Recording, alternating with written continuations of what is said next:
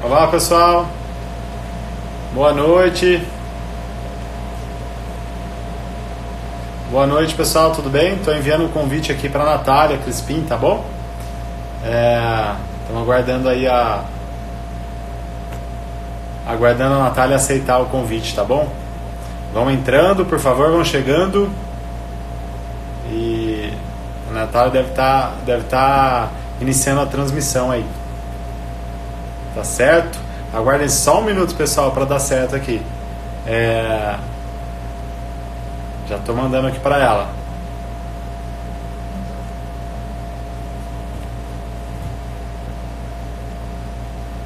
Acho que está dando certo. Vamos lá, boa noite a todos.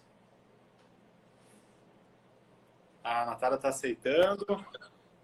Ô, Natália, boa noite. Oi, boa noite, tudo bom? Tudo bom?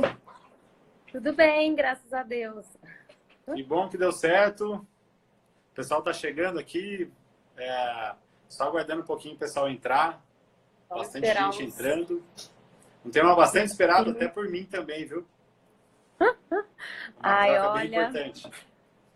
temos papo para muitas lives, viu? Oi, temos mesmo. Opa! Né?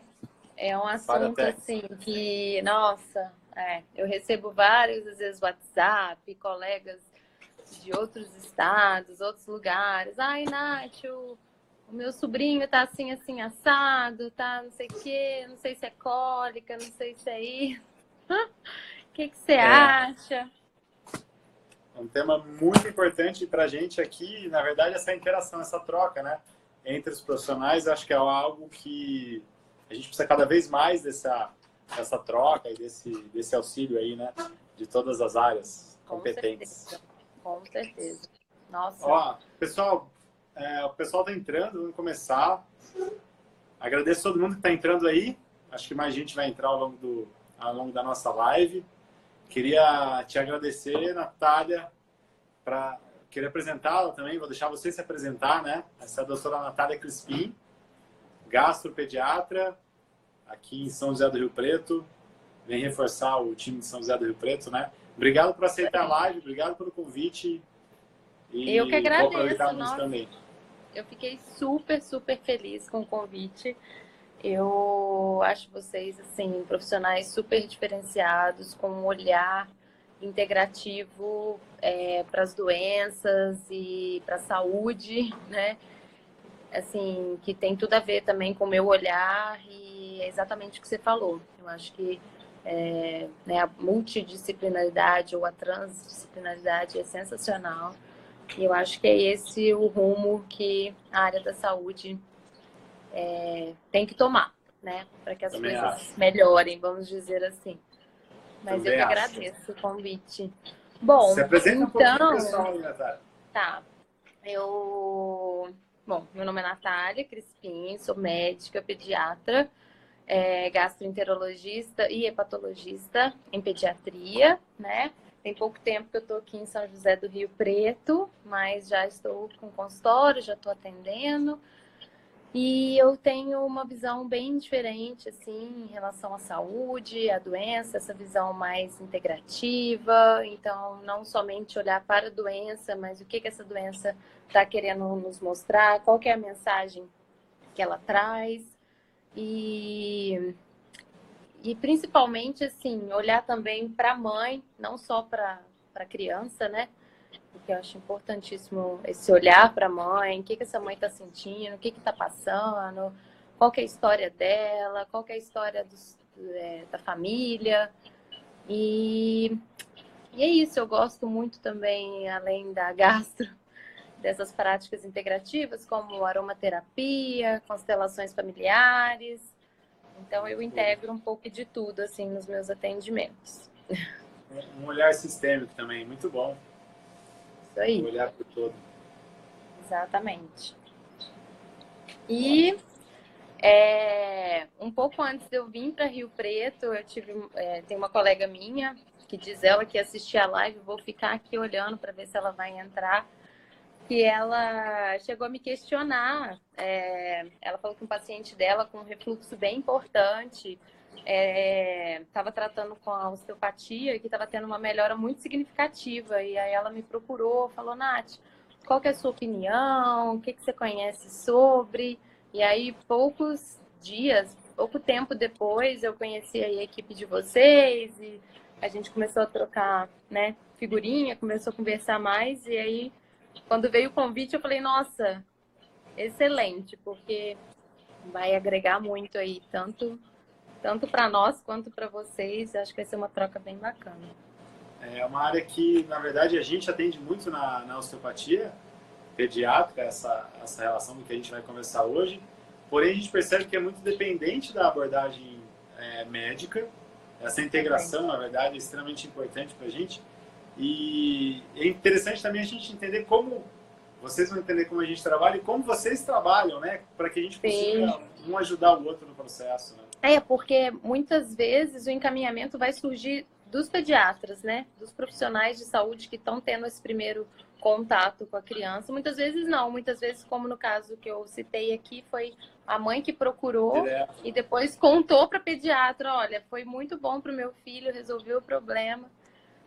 Então, eu acho que é um tema bem bacana. Muito bom. Você falou das mães aí, né? Da importância desse período inicial e tudo mais. E acho que é uma dúvida que a gente tem muito, né? O quanto influencia, né? Nesses sintomas aí, assim. Perfeito. E é um tema que eu amo falar. Isso. Seguinte. A mulher pensou em engravidar, ela casou, ela tem planos de ter filho, talvez ela já não está usando mais algum método anticonceptivo, né? Ela já tem que começar a se cuidar. Lógico que assim, o ideal seria se cuidar durante toda a vida, né? Mas quando você tem o interesse de gerar um ser dentro de você e você quer que, né, que esse ser se desenvolva da melhor maneira possível, você tem que cuidar disso. Então, eu acabei não falando isso, mas eu também fiz uma pós-graduação em nutrologia e eu faço uma avaliação metabólica e nutricional mais focada nas mães que querem engravidar e depois, obviamente, nos meus pacientes que eu acompanho. Então, o que eu percebo até de muitas colegas minhas que às vezes falam, ai, Nath, você não faz a minha avaliação metabólica?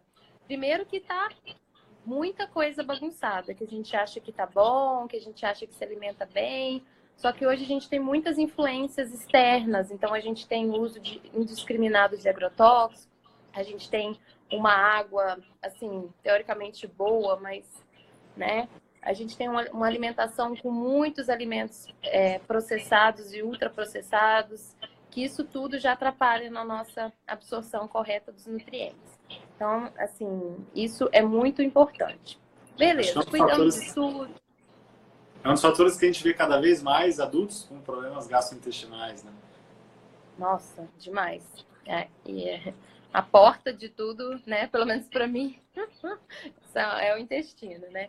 E aí, tá. Arrumou uma casinha toda, tá tudo belezinha, B12 certinha, ferritina, ácido fólico, vitamina D, enfim. Ai, tá perfeito. A mulher engravidou. É interessante estar falando que durante a gestação, tudo que a mãe consome, todos os alimentos que ela come, né, de uma certa maneira, vai para o líquido amniótico. E esse bebê, desde quando ele já começa, né, com a deglutição e tudo, ele já começa a sentir esses sabores no líquido amniótico. Então, quanto melhor é a alimentação da mãe, melhor vai ser, inclusive, no futuro, para essa criança estar aceitando novos alimentos, para ser uma criança que come bem, que gosta de tudo, que é outra coisa que, assim, eu vejo muito, que é a seletividade alimentar, né, as dificuldades alimentares. E aí, então, assim, isso influencia muito, tanto na microbiota, né, da criança, quanto no futuro alimentar dessa criança. E aí vem o momento do nascimento e a escolha da via de parto, né? E aí é outra coisa que vai ser, assim, super importante, crucial, falando também de microbiota. Então, a via de parto hoje já se sabe, hoje isso já é muito estudado, tem milhões de estudos mostrando que a via, né, vaginal, a criança ela vai ter todo o contato da microbiota materna, e isso, assim, para o desenvolvimento intestinal dela, para prevenção de doenças gastrointestinais futuras, assim como cólicas, dor abdominal, isso daí é muito importante. Inclusive, tem novos estudos falando que crianças que nascem de cesárea, eles já estão sugerindo a prática de fazer, de pegar uma compressa, vamos falar assim, contaminar, sujar essa compressa com excreções vaginais da mãe e colonizar a criança para que ela, mesmo que ela tenha nascido de parto cesárea, que ela tenha essa colonização de microbiota, né? Essa colonização microbiana. Que legal, cara. Disso aí, Isso. a gente tem um amigo francês que ele fala muito de, lá na França, como cultura, durante o banho da criança, eles dão a água do banho um pouquinho para a criança beber, né? Para a criança ingerir. Eles falam muito sobre essa relação da microbiota. Isso é o que a gente ouviu deles, né? Cultura. Então, e foi legal Não, foi legal que você deu, teoricamente, um problema, né? E uma solução. Né? A gente vê muito essa relação do parto, a via de parto, e é um fato, né? Parto vaginal, você disse que contribui muito para a formação da microbiota do bebê. Mas aí você já está dando uma solução para aquelas mães que não conseguem ou não conseguiram ter parto normal, né? Claro que isso tudo vai ser conversado com a mãe, feito de maneira muito respeitosa, tem que ter um consentimento, tem que falar para ela dos benefícios disso. E aí, assim, aproveitando o gatilho e falando disso, assim, é muito importante também a consulta pré-natal com o pediatra, né, dessa mãe. Porque são dúvidas, são esclarecimentos, são orientações dos primeiros dias. Então, é uma conversa que vai prevenir, muitas vezes, o desmame precoce, vai prevenir um desespero dessa mãe. Enfim, isso daí é outra coisa que eu acho bem legal e super defendo. Exatamente. Se sente amparado depois, né? Oi? Se sente amparado depois, né? Porque já sabe onde recorrer. Sim, ela já sabe o que esperar, o que é normal, o que não é normal. Ela já sabe como agir em alguns casos, sabe? Eu acho isso bem... Quando ficar tipo, ai meu Deus, isso é uma coisa que eu tenho que procurar. Ah, não, isso daqui a doutora me orientou, que é normal mesmo, que vai acontecer. E depois que o neném nasce, é tanta coisa na cabeça da mãe que acho que ela não dá muita conta. E aí, aproveitando para falar, né? O bebê nasceu. É orientação também não dar banho nesse bebê nas primeiras horas de vida. Porque quando você dá banho, você também tira toda aquela camadinha, aquele vernix que a gente chama, né?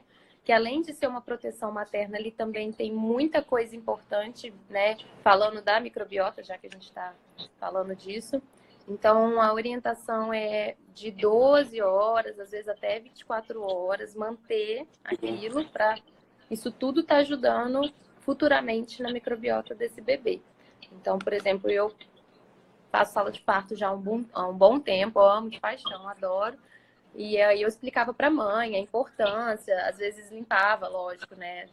Limpava do sangue, limpava a cabecinha, mas o banho mesmo, o sabão e tal. Eu falava, mãe, vamos esperar.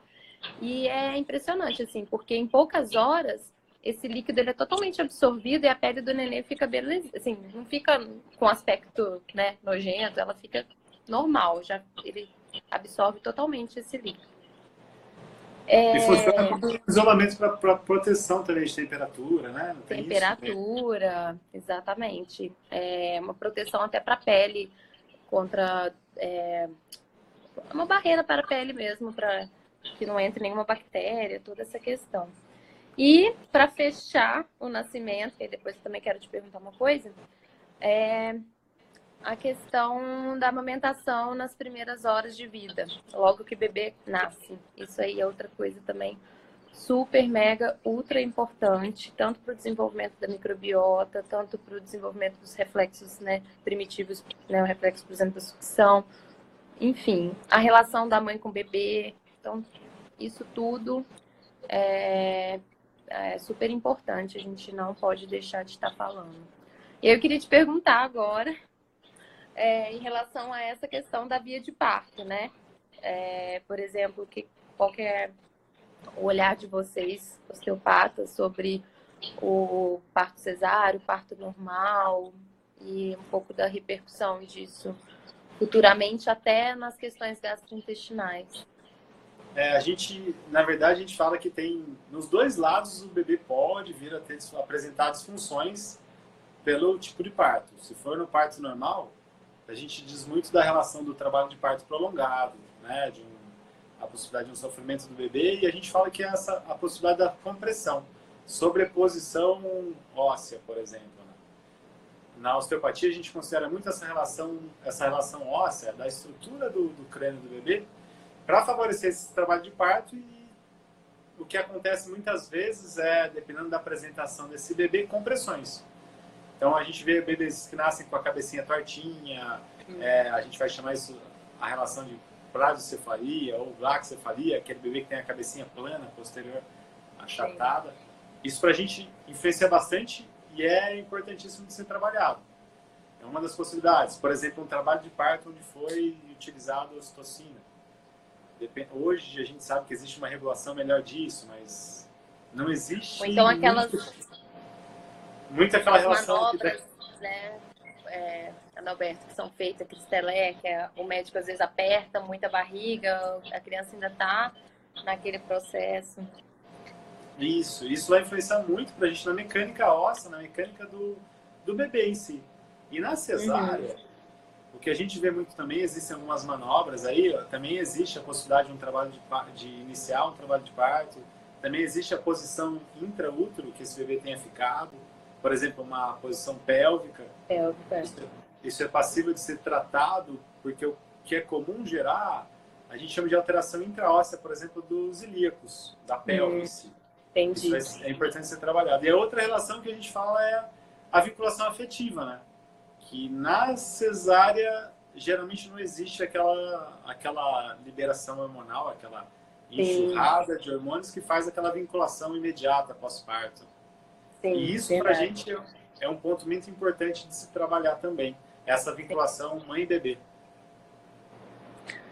E aí, aproveitando então esse gancho da vinculação mãe-bebê, eu quero falar um pouquinho da formação do psiquismo infantil e da relação disso com os distúrbios gastrointestinais, ou então o principal deles, que seria o choro excessivo, né? O que acontece, né? Logo, assim, a cólica, né, em si, né, famosa cólica, ela, teoricamente, né, a gente até chegou a discutir isso, pela literatura, a cólica começaria após os 14 dias de vida, tá? Por maturidade do sistema gastrointestinal. Então, esse intestino, ele começa a fazer peristaltismos mais eficientes, tá? Então, a principal causa mesmo desse começo, a partir dos 14 dias de vida, é por conta dessa maturação. E, falando sobre essa questão, né, psicológica, teoricamente o bebê, até os 3 meses de vida, ele ainda não entendeu que ele nasceu. Então, é como se houvesse ainda uma placenta entre mãe e bebê, porém do lado de fora. Então, ele ainda acha que ele está dentro do útero. E dentro do útero, ele não tinha algumas sensações. Ele não sentia fome, era tipo, passava comida ali, né, transplacentário o tempo inteiro. Ele não sentia frio, os barulhos são menores. Enfim, ele estava ali de boa lá na lagoa. E aí ele nasce e ele começa a sentir fome, ele começa a sentir frio, ele começa a sentir a fralda suja, ele pode ter refluxo, e tudo isso para ele, né, na constituição do psiquismo dele, pode parecer insuportável, pode parecer uma coisa que ele não vai conseguir, né, suportar mesmo. E aí ele chora. Então, Entendi. Muito importante ele chora, a fralda tá suja, ele chora. A maneira que ele se comunica é com choro, então ele vai chorar. Então, nem todo choro é cólica. né? E é muito importante até mesmo esse tipo de orientação numa consulta pré-natal, porque vamos supor que você está desesperado nesse momento. E aí você tá desesperado, e aí eu chego assim e falo, Adalberto, calma, Adalberto, não fica desesperado, calma, calma, fica tranquilo. Você vai ficar mais desesperado ainda. Exatamente. Então, essa mãe, ela tem que ter um olhar e um cuidado para poder vir com uma maneira muito tranquila, né? E falar, calma, meu filho, vai ficar tudo bem, daqui a pouquinho sua barriguinha melhora, calma. E quem faz isso muito bem também é o pai, porque o pai, ele quebra aquela atmosfera ali, e aí a coisa geralmente melhora. O bebê, até os 3 meses de idade, ele acha que ele é uma coisa só. Então, ele acha que ele, a mãe, o peito da mãe, é tudo ele. Então, é muito legal, assim, um exemplo, quando você vai tirar a roupinha do bebê para dar banho, como ele acha que a roupa é ele acha que você está desmembrando ele. Isso tudo está muito bem descrito nos livros de psicologia infantil, tá, Adalberto? Parece meio... Legal. Mas Legal. então, ele acha que o braço dele tá caindo, ele acha que a... E aí ele chora, chora. Tanto que eu, nas minhas consultas pediátricas, quando eu começo a tirar a roupinha, o bebê começa a chorar. E eu vou explicando isso tudo pra mãe. E aí ele entra na aguinha, aí ele fica tranquilinho, ele gosta, porque vai remeter ao útero e todas essas coisas, né? Então, são coisas interessantes para estar falando. A gente tem que olhar para essa mãe também, tá? Até os 2 anos de idade, a criança é uma extensão da mãe muito importante. Então, quando a mãe ela tá muito abalada e acontecendo muitas coisas nesse puerpério, a probabilidade dessa criança também chorar muito, também ter cólica, é maior. Natália, você falou umas coisas bem importantes aí para serem pontuadas, né? Porque a gente percebe muito no nosso consultório de bebês que chegam, né? Ou relatos de mãe que logo com 5 dias de vida, por exemplo, o bebê já tinha cólica. E na verdade, provavelmente esse choro não é cólica, né? A gente, pelo que você falou dos 14 dias aí, essa relação do peristaltismo, provavelmente é um outro motivo do choro, né? Sim. É isso. É isso. A cólica, ela entra dentro de um dos distúrbios gastrointestinais mais frequentes do bebê, né? E ela deve ser avaliada com muito carinho, né? Então, assim, às vezes, quando me perguntam, o que você acha? Eu falo, não sei, eu tenho que avaliar. Porque a gente tem muitas coisas aí envolvidas nessa cólica, né? Então, a gente tem que avaliar se tá rolando alguma infecção urinária aí que ainda não deu febre ou não. Será que dá para pensar em alguma doença alérgica, né? Uma proctocolite alérgica, ou então, né? Será que é uma doença do refluxo? Enfim, são várias vertentes que aí a gente, no consultório, a gente tem scores que a gente pontua, né? A gente vai fazendo perguntas para a mãe, a gente vê um score final. A gente tem sinais de alerta que a gente avalia, se a criança está ganhando peso bem, se tem sangue nas fezes, como que estão os vômitos, enfim. Muita coisa para ser observada. É muita coisa. Então, assim, antes de falar, é só cólica, talvez tenha que ser olhado com um pouco mais de carinho. E aí eu queria, né, aproveitar e perguntar, assim, né, sobre esses desconfortos gastrointestinais. Como que a osteopatia vai estar atuando, vai estar nos ajudando? Vamos supor que, obviamente, já passou pela minha primeira avaliação gastrointestinal, eu excluí que fosse alguma alergia, enfim, alguma doença orgânica, né, tratável, vamos dizer assim. A gente, na verdade, na osteopatia tem a ideia inicial do criador da osteopatia, que era um médico americano, ele dizia que o corpo humano é a farmácia de Deus. A nossa função é só encontrar os obstáculos que impedem uma autorregulação do organismo. Então, vamos imaginar que tenha acontecido algum processo lá atrás, seja no parto, período intrauterino, nessa chegada do bebê, nesse início. A visão da osteopatia vai ser tentar encontrar no bebê qual disfunção está associada àquele distúrbio que ele tem. Então, são várias as possibilidades. Por exemplo, aquelas compressões que eu falei da base do crânio.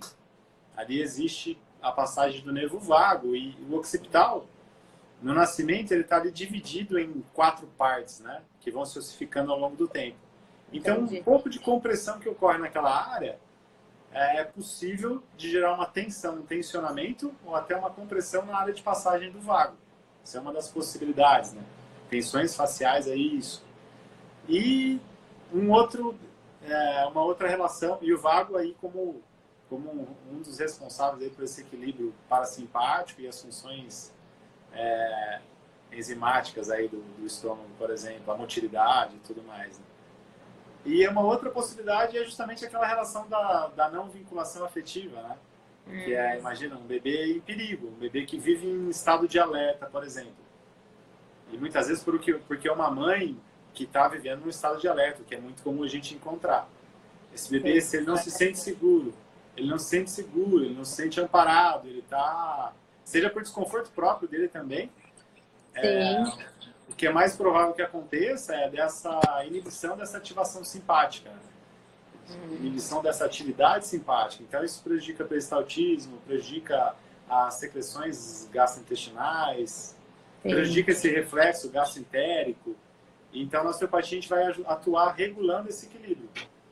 Primeiro, do sistema nervoso, depois dos tecidos que estão associados ao sistema nervoso, e aí um equilíbrio geral sistêmico. E assim, uma dúvida pessoal. Durante o procedimento, né, eles costumam relaxar e ficarem tranquilos, assim? É fácil de trabalhar com os bebês? Natália, depende da idade. Obviamente, quanto menor, quanto mais cedo chega, mais fácil de trabalhar. Então, no recém-nascido é teoricamente fácil de se trabalhar. E, obviamente, tem alguns bebês que são muito sensíveis ao toque. E eles reagem ao toque na primeira sessão, porém, geralmente na segunda sessão eles já ficam mais tranquilos e mais calmos. Entendi. Agora tem a idadezinha ali dos 8 meses, por aí, que ele já não consegue ficar muito parado e a gente vai andando e vai atrás dele.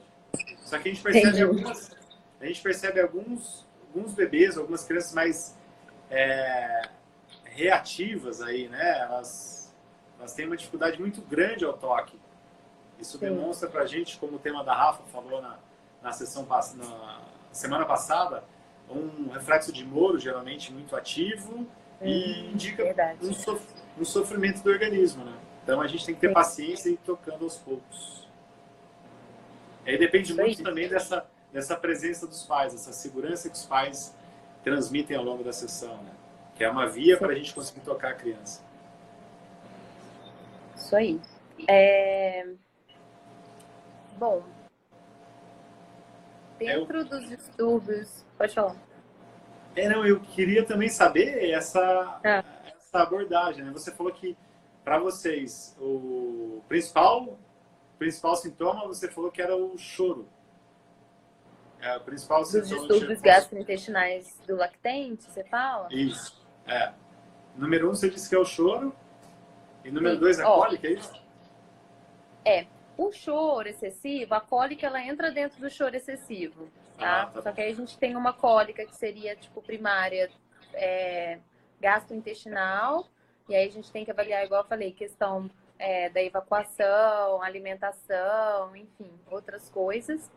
E aí, depois a gente tem a disquesia do lactente, que é outro distúrbio gastrointestinal bem interessante. Então, o que seria a disquesia do lactente, né?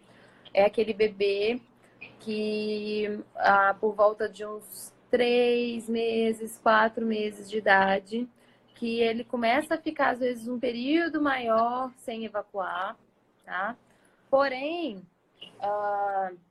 quando vai evacuar, ele faz muita força, ele fica vermelho, ele chora, ele fica nervoso, ele fica agitado.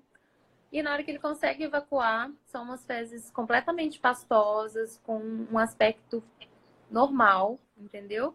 E que muitas vezes as mães me procuram com uma queixa de constipação. E esse caso não é uma constipação, esse caso é um distúrbio funcional do lactente, que é chamado como disquesia do lactente. Então, o que vai mais me diferenciar em relação à constipação E a anestesia é o aspecto das fezes. Se ele faz muito esforço, mas na hora que evacua, saem umas fezes pastosinhas, né? De coloração normal e tudo, entra na disquesia do lactente. Bom, dentro dos distúrbios, a gente ainda tem a constipação intestinal, né? E os vômitos crônicos / refluxo. Mas, bom, não sei. O que você acha? A gente vai um pouco para constipação. A abordagem, na verdade. A abordagem dessa constipação, né? Como que é essa abordagem? Como que é Olha, o diagnóstico e Adalberto, tratamento, tá. a rotina? Então, vai depender um pouco, né? O que acontece? Muito basicamente, né, na gastropediatria, na gastroenterologia, a gente tem duas vertentes de doenças gastrointestinais, vamos dizer assim, de distúrbios gastrointestinais. Então, a gente tem os distúrbios gastrointestinais orgânicos. Então, o que é isso? Realmente existe alguma alteração anatômica, existe alguma doença, então é um estômago, é um intestino que está rodado, é um megacólon congênito, então não existe células neuronais ali que fazem movimentação, a peristalse correta. E existem as doenças funcionais. As doenças funcionais, então, são aquelas que é uma constipação funcional. Então, é um intestino preguiçoso, que não sabe a maneira de trabalhar, não sabe trabalhar de maneira correta. E a gente, então, entrando nos distúrbios funcionais, né? Pensando aí numa criança maior um pouco, aí a gente já não está mais falando do bebê, existe um tripé, então, assim, do tratamento da constipação. E eu falo que tratar constipação é uma arte. Não é simplesmente eu ir lá, prescrever um remedinho, compra na farmácia, beijo, tchau, até semana que vem, né? Porque não vai funcionar, a gente sabe muito bem. Estou falando também das constipações, né, mais complicadinhas e tal, enfim. Então, nesse tripé, primeiramente, a gente precisa desimpactar esse intestino. Então, a gente precisa tirar a quantidade de fezes que está ali parada há muito tempo. Nesses casos, quase 100% das vezes eu tenho que abrir mão de alguma medicação, de alguma coisa, para poder aumentar esse peristaltismo e literalmente limpar esse intestino. Na pediatria, a gente quase nunca vai fazer lavagem intestinal ou alguma coisa, né, via retal. E aí a gente dá por um tempo, né, a medicação. A segunda coisa do tripé seria a alimentação, porque a gente não vai conseguir também mexer de cara, a gente tem que, né, ver um pouco como são os hábitos alimentares dessa família, ver o que essa criança gosta, dentro do que ela gosta, o que dá pra gente modificar. Então, vamos supor, odeia banana, mas ama biscoito. Ai, vamos fazer um cookies de banana com aveia? A mamãe vai te ajudar? Massa banana, coloca uma aveia. Deixa até colocar umas gotinhas de chocolate. Põe pra assar e pronto. É uma maneira diferente dele estar comendo banana com aveia, entendeu? Isso que eu tô falando que é uma arte. É uma arte. Realmente uma arte. E aí, a terceira coisa seria o treinamento do toalete. Né? Então, meio que treinar esse intestino a funcionar num horário para virar um reloginho, digamos assim. E dentro disso, sempre fazer com que a criança participe de todo esse processo, né? Então, eu vou mostrar para ela o raio-x dela, vou mostrar onde que tem cocô, vou falar, aqui é tal lugar, aqui em você, e não, o remedinho vai agir aqui.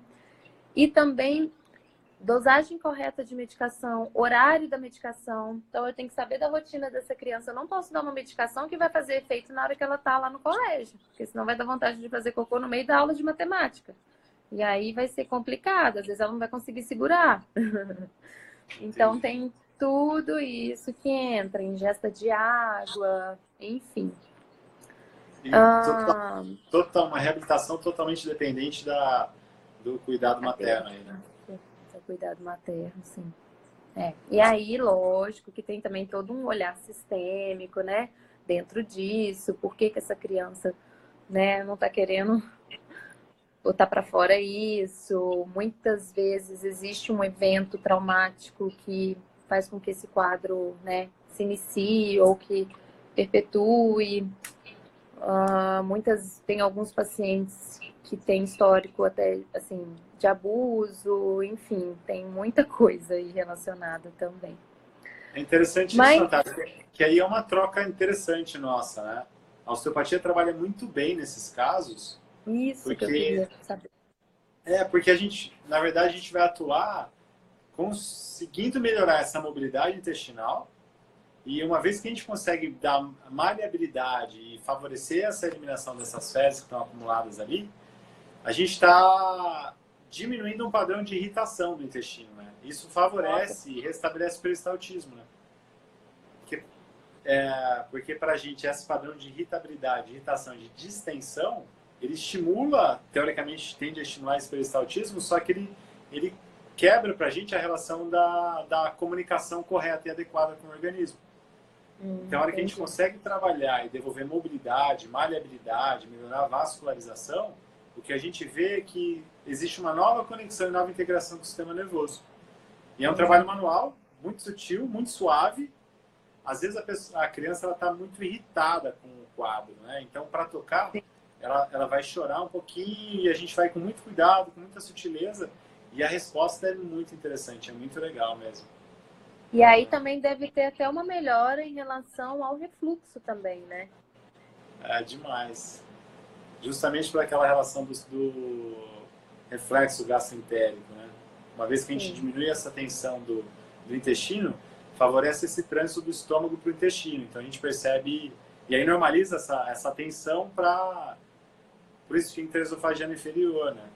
Eu acho que principalmente para os menores de 1 ano, né? Porque quando você pega, assim, por exemplo, eu tô pensando, no meu caso, uma constipação de uma criança de 6 anos, 7 anos, aí eu acho que dá para fazer toda essa abordagem que eu acabei de conversar aqui com você, né?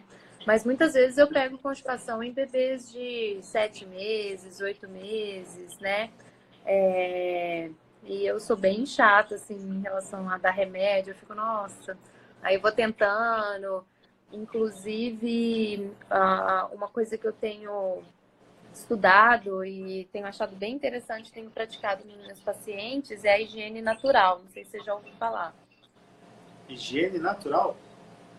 A higiene natural, ela começou nos Estados Unidos e quem trouxe para cá foi a Fernanda, que veio aqui em Rio Preto dar um curso e eu, né, adoro um curso, estava sem fazer nada.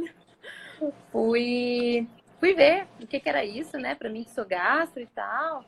E ela fala assim, vamos supor, a criança quando ela tá com a fralda e ela tem ali alguma coisa impedindo dela estar fazendo a evacuação de forma natural, ela muitas vezes ela quer fazer o cocô, mas ela não faz. E aí esse cocô fica retido ali no reto e quanto mais tempo ele fica retido, mais ele vai ficando, né, com consistência mais dura, mas com mais dificuldade depois na evacuação. Então, ela ensina as mães observarem os sinais de que a criança quer fazer xixi e cocô. E aí, dentro disso, abrir a fralda, colocar a criança numa posição adequada, que seria com uma certa flexão das perninhas, para que a criança evacue. E aí, a evacuação, em vez de ser, às vezes, fracionada, várias evacuações durante o dia, ela consegue fazer uma evacuação só, em quantidade maior. Eu achei bem interessante. Que legal, você favorece, né, a descida, né? Porque, de fato, deitado de barriga para cima, né? Exatamente. Isso é uma coisa assim que a gente sempre observa na consulta pediátrica. Você está examinando, aí você abre a fralda para examinar a genitália e a criança faz xixi. Então, as mães estão cansadas de ver isso. Vai trocar a fralda, às vezes a criança faz xixi, porque ela consegue sentir ali que ela está liberada para poder fazer as necessidades dela, entendeu? Aí tem gente que fala, mas é complicado, você está reconhecendo isso, demanda tempo. Mas do mesmo jeito que se reconhece que o bebê quer mamar, que o bebê está com um pouco de sono, isso aí é questão de prática, você reconhecer que o bebê quer fazer cocô, quer fazer xixi e ajudar ele nesse processo, né? Poxa, muito legal. Mais uma possibilidade. Muito bom. A Juliana Nardelli, minha colega, ganha o banho de xixi todos os dias. Normal, gente. A balança sempre tá mijada. É menino, então, né? Também. Principalmente É, os meninos, são os é um mais menino caros. aí.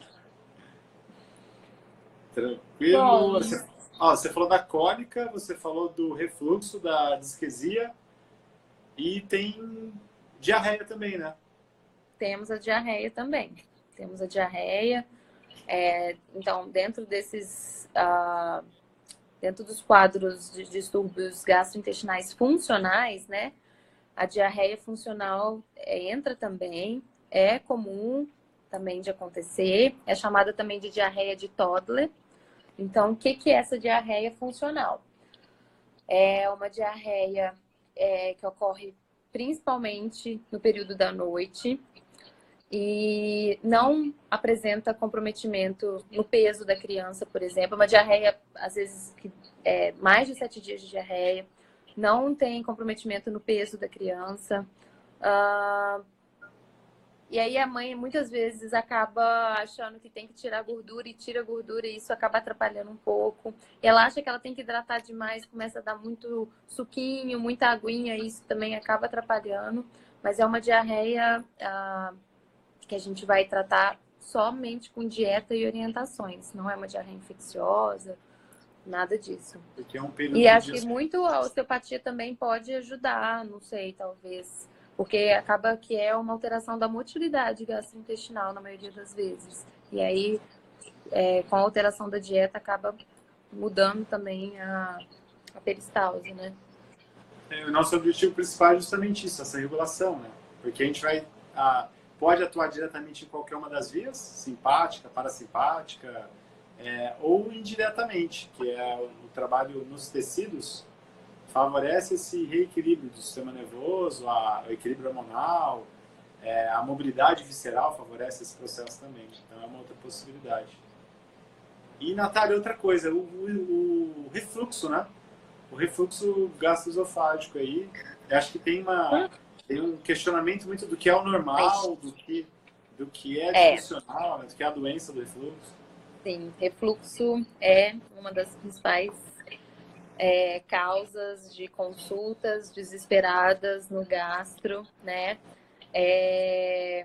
Bom, todos nós temos durante o dia que eu tô conversando com você, a gente tem, né, vários episódios de refluxo, isso é normal, né?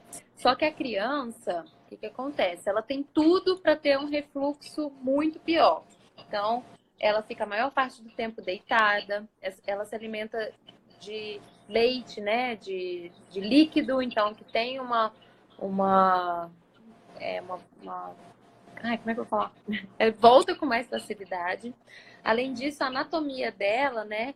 O nosso ângulo do estômago é muito mais assim e o da criança assim. Então, isso favorece ainda mais o refluxo. E aí a gente tem que fazer uma diferenciação entre o refluxo que ele é fisiológico e completamente normal e o refluxo que é patológico, que aí seria, né, a doença do refluxo gastroesofágico. Então, o refluxo ele tende a ter uma boa piora entre o segundo e terceiro mês de vida. Muitas vezes a quantidade regurgitada é uma quantidade até grande, né?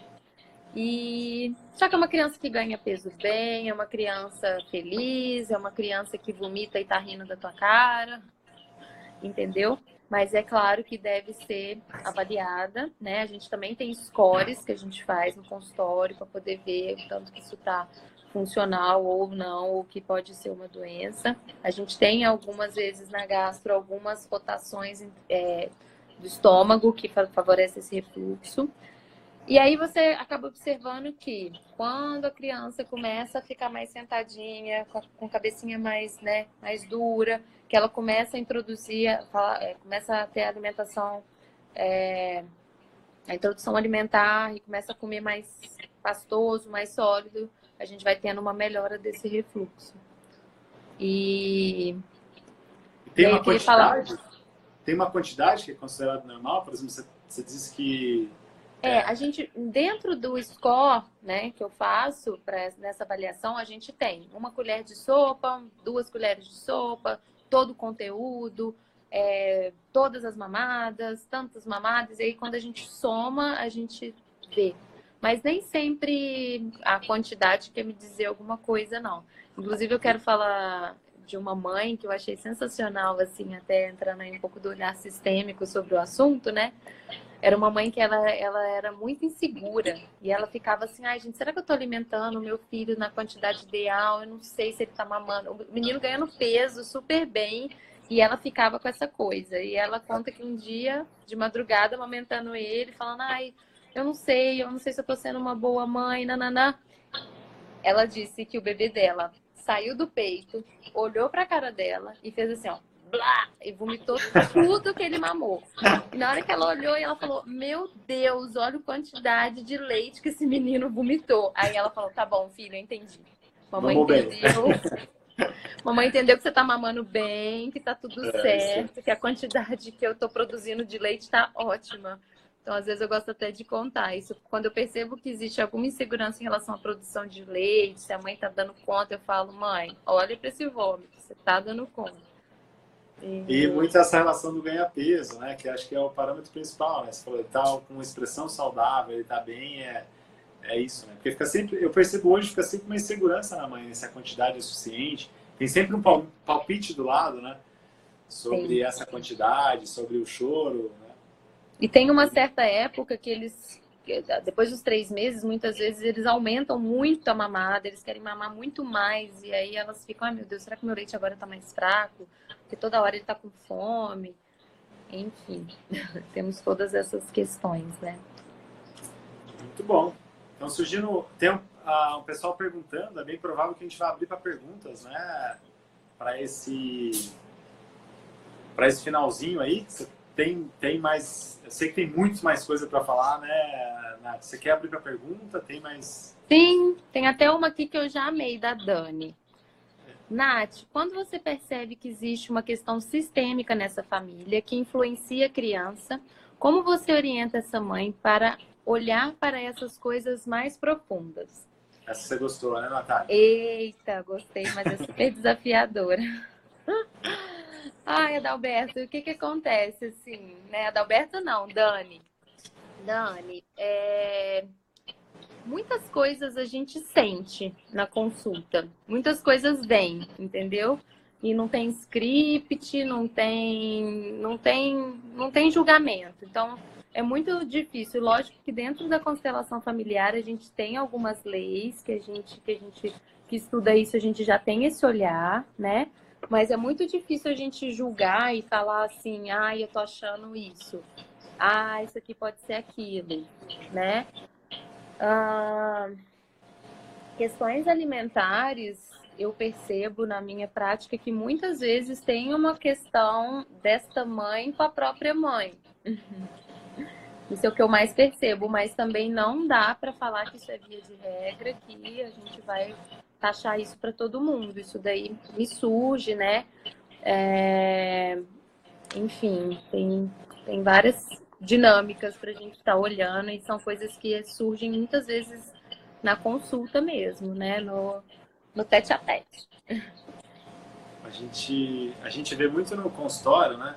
Na verdade, fica como uma rotina, um roteiro nosso de sempre olhar para o bebê e olhar para o sistema, para a família ali, né? Como é o comportamento do pai e da mãe. E a gente já vê muitas vezes assim o pai acompanhando hoje. Isso para a gente é um sinal fantástico. É lógico que não dá para todos os pais acompanharem, mas Ah, eu amo quando o pai vai na consulta também. já é um sinal de presença, né? E a relação do papel, né? Da gente conseguir mostrar qual é o papel do pai, qual é a função do pai, qual é a função da mãe, né? É igual eu te falei na cólica, quando tá aquela coisa e começa a energia, o pai chega, faz assim, pluf. Tanto que é muito comum, às vezes, na consulta mesmo, só de eu ter uma posição mais tranquila, eu estar com a frequência, essa criança ela já acalma. Nossa, no pronto-socorro isso é direto. A mãe chega com a criança chorando, chorando, aí eu pego, vou examinar, a criança vai acalmando, e quando vê ela já tá boazinha, aí eu falo, tá vendo? Olha como é que tava a minha frequência, nananã. Enfim, com certeza isso tudo tem. E é interessante, né? Esse período que é natural do refluxo aí do bebê que você está dizendo, né? É um período de turbulência da família mesmo, né? Você disse que Também. esse bebê se familiarizando com a chegada, com mamar, com respirar e com tudo mais, e os pais, na verdade, se familiarizando com esse novo ser e com essa nova chegada, né? Então, é um dos processos que a gente também na osteopatia, a gente vai olhar sempre lá no consultório e justamente dizer que todo mundo passa por isso, né? Sim. Trazer tranquilidade. O Vitor, que vai fazer a live na semana que vem, ele gosta muito de falar de presença, né? Ele sempre fala muito da importância de trazer os pais ou os cuidadores para esse momento de presença, né? E a importância de cuidar dessa mãe, de olhar para essa mãe. Hoje mesmo eu atendi uma mãe que eu fiz uma aromaterapia para ela. Ela falou: "Não, mas eu quero para minha filha". Eu falei: "Não, mas é para você que tá precisando agora". Aí ela: "Não, é para você. Depois a gente faz para ela. Hoje você que vai fazer a aromaterapia". Aí fiz enfim, e isso é muito importante. Acontece às vezes de eu ter que cuidar da mãe e a mãe melhorar e a criança melhorar também, porque é um sistema, tá tudo muito Uma junto, simbiose, né? né? Uma simbiose aí, Total. né? Exatamente. Deixa eu ver se tem mais alguma pergunta aqui, que a gente tem pouco tempo. Tem a Pessoal, Letícia, falou que a gente, levou a filha dela no homeopata quando novinha, foi maravilhoso. pessoal, e a gente está aberto para perguntas. Aí, quem quiser fazer pergunta, aproveitar o momento, a gente tem esses últimos minutinhos aí da live para a gente falar. O pessoal gostou desse tema da Ai, é família, demais. esse tema sistêmico. A Gabi falou, bebê de 3 meses mamando muito mais. Eu estava preocupada com a questão da quantidade de leite. Agora estou mais calma. No terceiro mês, no sexto mês, assim, muito se fala sobre saltos de desenvolvimento. Na literatura a gente não tem nada muito concreto em relação a isso para falar, não, tá aqui, é embasamento científico, a gente não tem. Porém, é uma observação das mães, essa questão de nos 3 meses eles terem um pouco mais de dificuldade para dormir, ficarem um pouco mais chorosos e quererem mamar mais depois com uns 6 meses. Isso daí realmente a gente observa. Natália, tem mais uma pergunta, mas eu queria só pontuar uma coisa a respeito do refluxo que a gente comentou. A importância, na verdade, desse nosso trabalho preventivo, né? Porque a gente considera, existe um grande autor aí da literatura osteopática, em cima de pesquisas, né? Eles consideram que uma criança que tem cerca de 90 dias aí de um refluxo ativo, antes dos 2 anos, tem a predisposição para ter o refluxo até os 10 anos.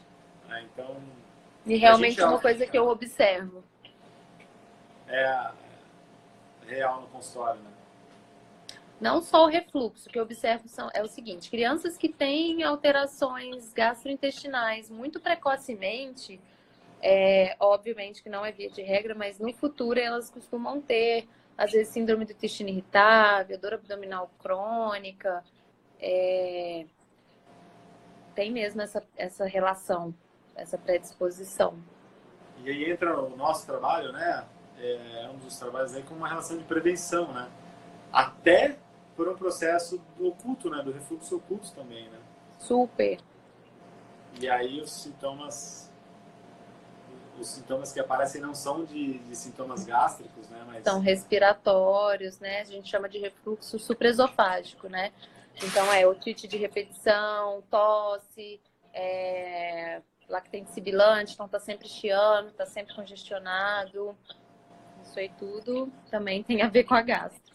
alguns sinais que servem para ficar de olho também, né? Para procurar uma gastropediatra aí também, né? Essas otites de repetição, os sintomas respiratórios de repetição.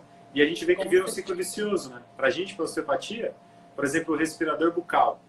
Ele vai gerar um tensionamento diafragmático, restrição da cúpula diafragmática e da mobilidade costal, isso predispõe ainda mais no refluxo e alterações esofagianas.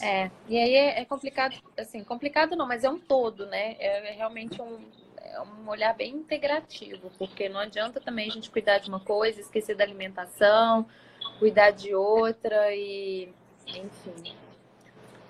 E teve uma pergunta, Natália, sobre os probióticos. Sobre probióticos para mães que ainda amamentam e para os bebês. É possível de usar? Natália? Oi. Voltou aí? Ah, agora sim. Tá. Há muitos anos já se estuda probiótico, hoje já se sabe muito sobre os probióticos. Tá tudo bem aí? Tá me ouvindo? Tá, tô ouvindo. Tá. Porém, embasamento também científico, né? Assim, respaldo, ainda tá tudo muito novo. Mas eu sou a favor, sim, do uso de probiótico durante a gestação, antes da gestação. Vai depender muito de cada caso, cada cepa que vai ser indicada. Eu faço, sim, uso de probióticos para bebezinhos, principalmente esses que a gente foi conversando, né? Que nasceram de parto cesárea, que tomou banho nas primeiras horas de vida, que não mamou. Eu acho que vale a pena, porque é uma microbiota que praticamente não tem, né? Bactérias boas. Mas aí vai depender muito de cada caso. A dosagem, às vezes, eu vejo que eu tenho que aumentar, porque não foi suficiente. Mas eu amo probiótico, eu sou super a favor. Mas eu também, assim, acho que não adianta a gente botar bactéria boa se não dá comida para as bactérias. Então, né, não adianta só colocar lá se elas vão morrer de fome. Então tem que também dar o pré-biótico, tem que dar comida para ela. E o que é essa comida para as bactérias? Na prática? Aí vai depender. Se for um bebê, vai ser o leite materno, com certeza, porque ele é rico em oligosacarídeos, né? Na prática, é verduras, legumes, frutas e tudo natural, integral, o melhor, o mais possível. Que bom. E aí perguntaram também se é para gestante, né? Já que você falou dessa... Gestante também. Sim, não, a gestante eu uso também. E é importante para a formação essa microbiota do bebê. Exatamente. Ixi, a gente vai ter várias teorias. Hoje a gente já sabe que muitas das doenças alérgicas e autoimunes têm início lá nessa microbiota, lá nesse intestino que está machucado, vamos dizer assim. Essa proteína, esse intestino permeável faz com que essa proteína passe. Enfim, é papo para para muito tempo. Eu acho que a gente só tem mais 2 minutos, viu, Daber? É isso, né? Eu acho que se você quiser deixar, não sei, não um contato, mas sua clínica, né? Ou como as pessoas te procurarem, o teu nome, deixa o teu cartão aí pro pessoal, Natália. Pode me seguir aí, mandar direct se precisar, mas na minha página tem lá onde que eu atendo, telefone, tudo mais. Eu queria te agradecer muito. Agradecer a todo mundo que assistiu, que participou. Ela vai ficar no ar por 24 horas, né? Mas muito obrigado mesmo por esclarecer bastante coisa pra gente, por aceitar estar aqui à noite e por todo mundo que participou. Foi um grande prazer. Foi bem legal. Eu adorei também ter participado. Muito obrigada pelo convite. E estou aí disponível só convidar mais vezes. Que eu adoro falar dessas coisas. É muito bom a gente falar do que a gente acredita e do que a gente estuda. Eu acho que o conhecimento, a informação, ela salva mesmo. Ela tem um poder. E aqui essa rede social é maravilhosa, porque a gente pode falar para várias pessoas, outras pessoas assistem depois.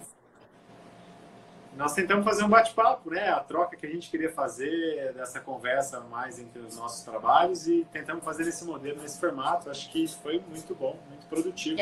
Eu queria tentar gravar no YouTube, sabia? Tem um jeito de ficar salvo no YouTube que aí fica meio que para sempre, vamos dizer assim. A Rafa vai tentar fazer isso pra gente amanhã. E se a gente conseguir, a gente vai disponibilizar lá no YouTube da Vital e passei para você também. Ah, legal.